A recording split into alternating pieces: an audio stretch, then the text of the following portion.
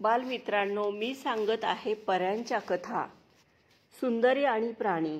एकदा एक व्यापारी व्यापारासाठी जात असताना वादळात सापडला आणि त्यात सर्व काही गमावून बसला. त्याने निवाऱ्यासाठी एका किल्ल्यापाशी झोपडी उभारली. किल्ल्यात गुलाबाची सुंदर बाग होती. बागेतील गुलाब व्यापाऱ्याला खूप आवडले. त्यातील एक गुलाब त्याला आपल्या सुंदरी नावाच्या मुलीसाठी घेऊन जायचा होता. तो व्यापारी ते गुलाबाचे फूल तोडत असताना तेथे एक नरपशु आला आणि ते फूल व्यापाऱ्याकडून त्याने हिसकावून घेतले.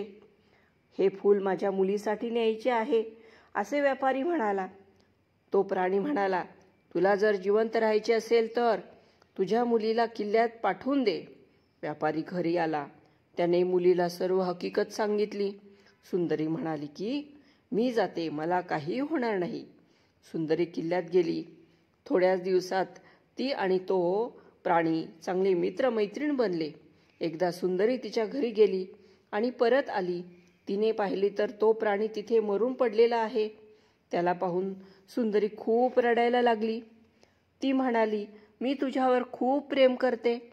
अचानक प्राण्याचे रूप बदलले आणि एक सुंदर राजकुमार उभा राहिला.